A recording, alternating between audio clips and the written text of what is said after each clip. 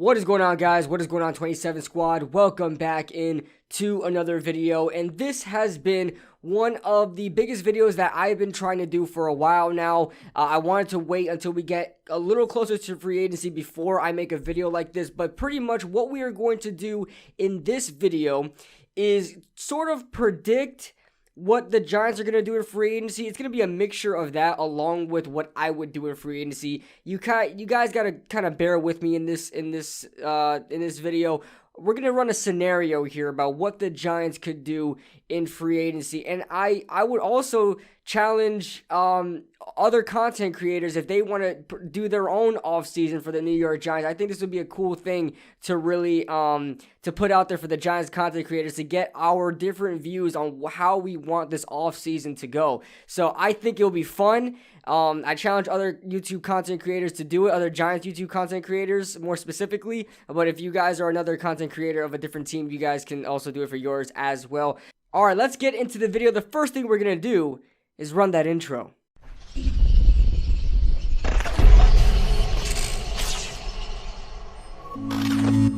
All right, guys, so we are here in free agency. It's about 2 weeks away from now. The New York Giants, as currently right now during the making of this video, they are trying to get rid of Kevin Zeitler, so that's what we're going to try to implement in this scenario here, and they have already gotten rid of the contracts of Golden Tate and David Mayo, and Spencer Pulley was also rumored to be gone as well. So we're going to plug that into our scenario here, and we're going to go I may put the list out just for you guys to see, and then we'll kind of go down the list of what I think the New York Giants should do, or kind of explain my actions. So the first thing we're going to do is go on a releasing spree, right? We're going to try to create as much cap space as we can possibly get. So we already cleared Golden Tate and David Mayo. Now, crazy enough, by releasing Golden Tate and David Mayo, it saves us $8.5 million in cap, but guess what? We still are only left with $2 million, just over $2 million in cap space. We're $2 million in the green, so that is not good. We have to try to clear up some more cap space. So the first thing we are going to do is release Nate Solder. Here is the dilemma. A lot of people are saying wait till June 1st, wait till June 1st. They said the same thing about Golden Tate. If you wait till June 1st, you're going to save all that money, yes. You'll save the extra couple $1 million. For Nate Solder, it'll be an extra $6 million, which would be great. But no, extra $4 million to make it 10, which would be great. And for Golden Tate, it could have been another $2 million. But you're gonna save that money for no reason. There's gonna be no free agents worth getting after June 1st. I'm sorry to break it to you. All the good new free agents are gone by the end of March. So it's slim pickings from April onward. And you talk about June, that's training camp time. Nobody's available then. So unless you're saving for, any surprise cuts after training camp, there's no reason to save that couple $1 million and try to get that couple $1 million earlier. So we're going to release Nate Solder. It's going to save us $6 million, going to put us right around $8 million. And then we're going to release Kevin Zeitler. Now, originally, when I was going to make this video, I was going to restructure his contract, try to have him get about $9 million to $9.5 million on the restructured deal this year. But he is rumored to be either traded or just released. So that means the Giants want to save that $12 million. So we are going to do that here, and we are going to save $12 million with Kevin Zeitler. And then we are going to release Levine Toilolo. His contract is too much for the non-production he puts out. Spencer Pulley, which obviously is an obvious situation there. We have Nick Gates as our center, and we just signed Jonathan Harrison. Cody Core, for another $2 million. I mean, he's a special teamer, but we could definitely use that $2 million. So sorry, Cody. He was a fantastic special teamer, absolutely fantastic special teamer, but we need the cap space. Sam Beal, which was a failed supplemental draft pick, a guy that has the talent, just can't stay healthy. So he will save another half mil there. And then I have an interesting one. You guys can see I have an interesting one here. I have the New York Giants trading Evan Ingram. It doesn't say who it's to, and obviously with Spot Rack they don't do like a draft trade thing. But I would trade Evan Ingram and possibly a 6th round pick, or maybe just Evan Ingram, to the New England Patriots for their 4th round pick. Why did I choose the New England Patriots, you may ask? I chose the New England Patriots because, one, they need a weapon. A lot of people have them mocked to getting Kyle Pitts in the draft. They need any sort of offensive weapon on that team, whether that be tight end or wide receiver. They need anybody at this point. And the Patriots are a team that really don't care about draft picks. They will let go of draft picks to trade up,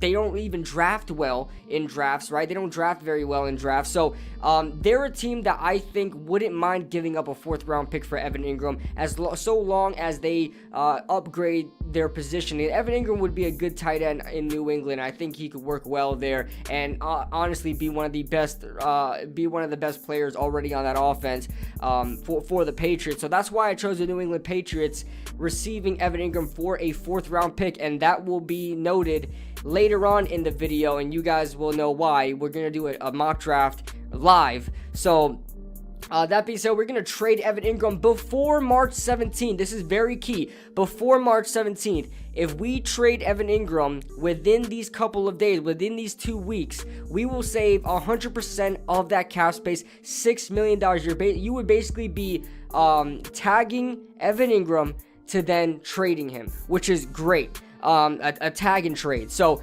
that would be fantastic. But if we tag Evan Ingram and it's after March 17th, as far as I know, I may be wrong on this, but as far as I know, he's guaranteed that whole money from us. So they basically will be paying him to be on another team. So I wouldn't trade Evan Ingram if it's after March 17th. This has to be before March 17th. So this would be like, say today, the Giants trade Evan Ingram for a 4th round pick. So that being said, we have our free agents. Who are we going to resign? Who are we going to sign? And doing the math, the Giants have about $34 million in free cap space, right? So what are we going to do with that? Obviously, in my honest opinion, if Leonard Williams really is sticking to his guns and he wants $20 million, the Giants will not do that. There's no way a third of our freed up cap space, all the work we've done to free up cap space, 1/3 of it or 2/3 of it is going to be gone to Leonard Williams. There's no way possible 2/3 of the freed up cap space that we've created, we're going to give to Leonard Williams. I don't see the Giants doing that. So I'm going to take that money I would have given Leonard Williams and I'm going to split it up and give it to 2 players. Who am I going to do that to? I'm going to sign Dalvin Tomlinson to let's say like a 3-year, $33 million deal. That is not bad. But you know what? I'm going to just slightly, because I don't want to be like the Philadelphia Eagles, I'm going to slightly backload the contract to give him $9 million. He's due $9 million as a total cap hit this year. So that would give the Giants a little bit of wiggle room to work with. And then what I'm going to do is for the rest of that split up money I would have had for Leonard Williams, I'm going to sign Hassan Reddick. Hear me out here. People are like, what? Hassan Reddick and not any of these other pass rushers? I'm going to sign Hassan Reddick because, one, last year was his first switch out of position. He played well. He had a lot, I think like 12.5 sacks or something like that. He played extremely well, but it was his first year at the position, so he's not going to be due a lot of money. He's not going to be paid number 1 pass rusher money. And on top of that, this was his first really productive year. So, of course, he's not going to get a contract any higher anywhere else, and I think he fits the scheme and what we're trying to do perfectly for the New York Giants. Versatility is key. Hassan Reddick, I've been a huge fan of coming out of Temple. He was a cornerback at Temple, then he moved to linebacker, off-ball linebackers, played off-ball and played pass rusher. Now that he made the full switch to pass rusher, he also can cover as a linebacker. So just the versatility that Hassan Reddick has, it would help the Giants greatly. Think of Hassan Reddick being what Lorenzo Carter could have been. right? Lorenzo Carter is a guy that we want at inside linebacker. We want as pass rusher, right? We want as a versatile linebacker. We're going to get that in Hassan Riddick, and he could kind of mentor Lorenzo Carter as well. And we're also going to slightly backload that contract. I think Hassan Riddick can make anywhere up to $12 to $13 million a year, and I would slightly backload that contract to have him do $11 million this year. So in total, that's Dalvin Tomlinson and Hassan Riddick for the total of $20 million, the same amount that Leonard Williams would have done. So I think that's a really good deal. I would take that all day over just Leonard Williams. So that being said, we're going to make our last free agent signing, and this is just major free agents. These aren't like, we're not going to do like all the intricate small little signings because that'll just take too long. For time's sake, we're going to just try to go as basic as possible.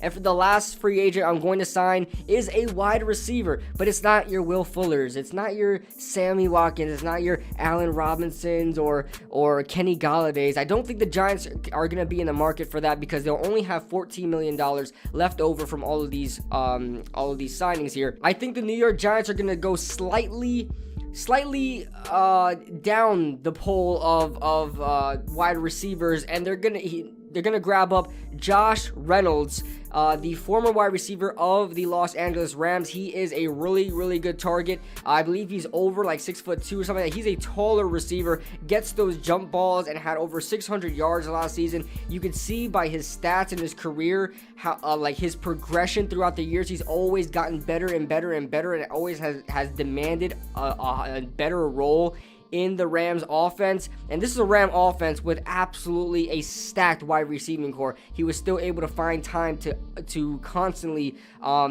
break his own stats every year and break his own records every year. So I have the Giants going a little lesser, getting Josh Reynolds. He is a start. This guy can start in the league. This guy can be a number 3 guy, and in this case he would be at number 4 if we're bringing in a draft pick in the draft. So I think this would be a good pick, and that leaves the Giants with $8 million left to go in cap space. Now, you don't go ahead and you spend this money. If you want to be a good team for the future, you let this money roll over and you keep that $8 million for the regular season, just in case you need to make any more moves, like last year what the Giants did in signing Alfred Morris and signing Jabal Sheard and signing Devontae Freeman, right? They did all of these things in the season because they had money to roll over. The Giants need to keep some money to roll over as well. You sign Corey Davis, that money's gone, okay? So you can't sign Corey Davis, you can't sign all these other wide receivers that you guys want. It's not going to happen,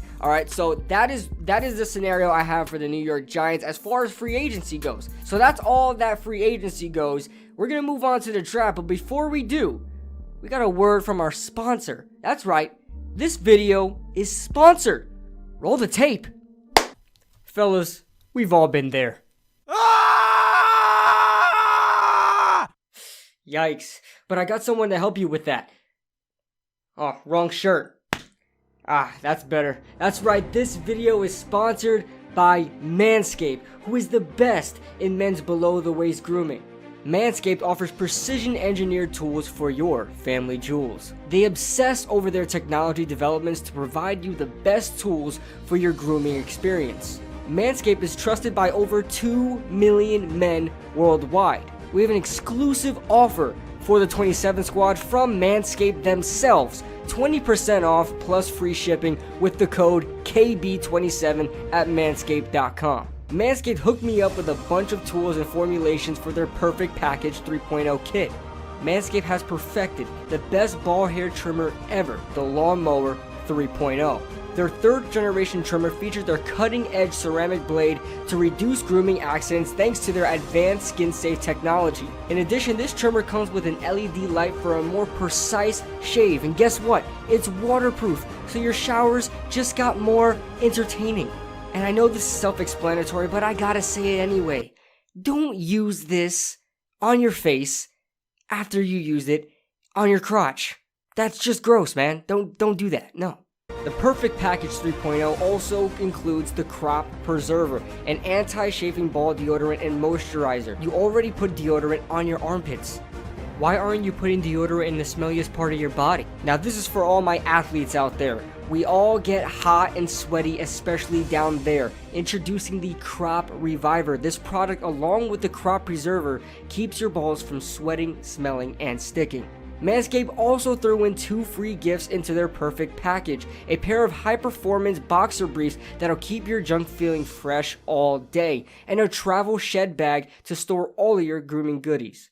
Once again, the 27 squad gets an exclusive offer of 20% off plus free shipping with the code KB27 at manscaped.com. Go ahead, do it. Your balls will thank you. So unlock your confidence and use the right tools for the job with Manscaped. Alright guys, I hope you guys enjoyed that little skit. I enjoyed making that. Like I said, guys, if you guys are wanting to support the channel, you guys can do that by using the Manscaped code. Link will be in the description and in the comments, pinned in the comment section. So let's get on to the draft. Alright guys, we are starting the draft portion of our off-season video for the New York Giants and what they're gonna do in this in free agency and the draft. So I wanted to make this a live mock draft for you guys, so I'm not preconceiving picks, and we're not really making the perfect scenario for the Giants. We're just making a scenario for the Giants. So pretty much where all the chips, I don't know what the saying is. It may all the chips land where they fall or fall where they land. I don't know. So that's what we're gonna do here. We're gonna run through normal. We're gonna run through 6 rounds because the Giants only have picks up till the 6th round. We are going to make our trade for Evan Ingram also here. We can't trade for players obviously, so we'll have to give a bunch of future picks and hopefully it'll go through. But we're gonna start here with we're gonna start our mock draft here. As we get 1 receiver off the board, 2 receivers off the board. And alright, so we have a couple of trade offers, and we are going to reject it. I don't know why. You can't really mess with anything on the bottom there. We're going to propose a trade here. Alright. I'm gonna give up all these things here. I bet you if I just do that. And for the 120th pick, matter of fact, I think the 139th is also for 4th round pick. I think that's more so what the Giants would take there. 139 I believe is still in the 4th round realm. No, I don't think it is. All right, so we're gonna take the 120. I believe that is 4th round, so we're going to take that, and that will be for Evan Ingram. So disregard all those future picks there. Just think of that as Evan Ingram. So that's what we did in free agency, is get rid of Evan Ingram, save that $6 million, and get a 4th round pick, because Evan Ingram did have a good year last year. So let's Pro Bowler Evan Ingram, let's remember that. And so at a number 11, we have exactly what we think the Giants would be presented as here in the draft, as the top players being Waddle, Pitts, maybe Rashawn Slater would be off the board. Surtain is still there, but I think the Giants have to go Jaylen Waddle. So remember I said we get Josh Reynolds, so that would bring Jaylen Waddle, Sterling Shepard, Darius Slayton, and Josh Reynolds. I honestly don't think that is a bad wide receiving core without having to overspend on the wide receiving core. So we're going to wait till this stuff clears out. We're going to keep going, and I'll probably skip to our pick. All right, so we got a trade offer here, another trade offer, and I'm not doing this. I'm not doing this, especially for this draft's sake. I'm not doing this, and I don't know why Buffalo will want to move up. For whatever reason, because they are a team that's just ready. So I don't know, but I'm not doing this. I want to go number 2, so we're not gonna do any trades here. And the Giants are in a situation right now. Call me crazy. The Giants are in a situation right now where they do not have a tight end. We didn't sign a tight end in free agency, and we got rid of Evan Ingram. And we also have a guy on the board that can work some wonders for us. As far as building up that offense and really helping out that offense, because you look in free agency, we really didn't do much for the offense. I had to help out Daniel Jones, give him some more weapons. We don't have a tight end right now, and Pat Freiermuth is a tackle pretty much playing tight end. I'm taking Pat Freiermuth.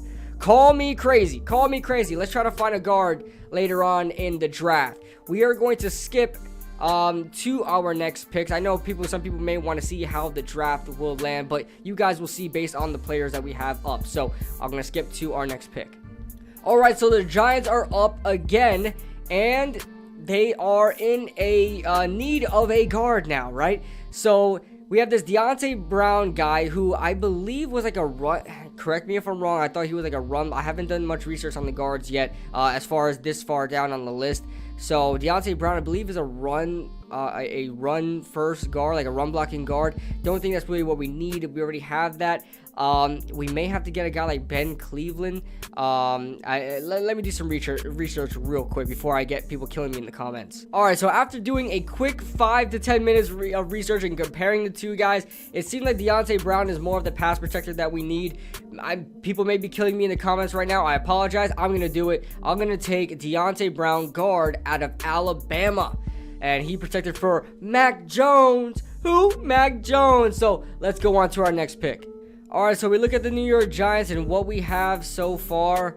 You know, the Giants have Jaylen Waddle, Pat Freiermuth, and Deontay Brown. I think we did enough for the offense so far. So let's try to just focus on some defenders. I honestly think our edge is okay. Our linebackers are okay. Corners, all right. Paulson Adebo, a lot of people love. We have not yet to get a corner yet, but we can get Paulson Adebo later on. Yeah, I think we could possibly get him later on. We have an extra 4th round pick here, so we'll get Paulson with the next 4th rounder. It looks like that we'll do. So let's see who else we can target.